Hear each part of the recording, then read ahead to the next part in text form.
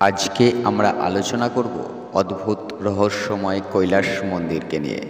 পৃথিবীতে অনেক মন্দির আছে যা নিজের সৌন্দর্যের জন্য বিখ্যাত, কিন্তু ভারতে এমন একটি মন্দির আছে যেটি কোটি কোটি বছর ধরে রহস্য লুকিয়ে রেখেছে তার সৌন্দর্যের আড়ালে। মন্দিরটি হল ঔরঙ্গাবাদের কৈলাস মন্দির।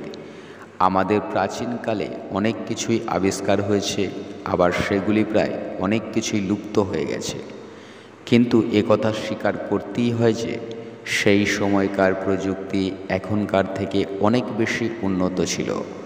কৈলাস মন্দিরও এমন এক সভ্যতার লোক বানিয়েছিল যা আজকের সভ্যতার মানুষের চেয়ে অনেক বেশি উন্নত ছিল।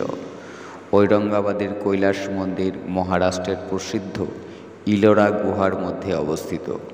এই ইলোরা গুহাই পৃথিবীর সবথেকে প্রাচীন গুহা বলে মনে করা হয়। এখানে পাথর কেটে গুহা ও হিন্দু শিব মন্দির তৈরি করা হয়েছিল, যার নাম কৈলাস মন্দির। এটি একটি রহস্যময় শিব মন্দির, কেননা এরকম মন্দির তৈরি করা আজকের উন্নত বিজ্ঞানের যুগেও প্রায় অসম্ভব। এই মন্দির দেখে বিজ্ঞানীরা এতটাই হতবাক হয়েছিল যে আজও পর্যন্ত জানা যায়নি মন্দিরটি কত দিনের পুরানো আর কীভাবেই বা তৈরি করা সম্ভব হলো।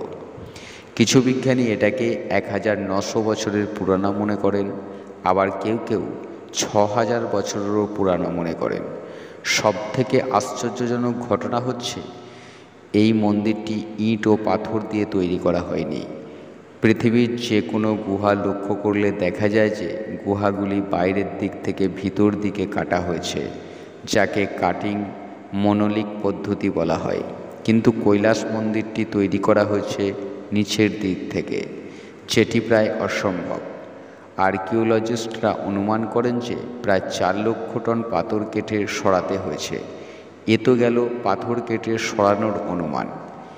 এরপরেও রয়েছে মন্দিরের কলাকৃতি, ভাস্কর্য ও মন্দিরের ভবনগুলি, যা কৈলাস মন্দিরকে আরও রহস্যময় করে তুলেছে।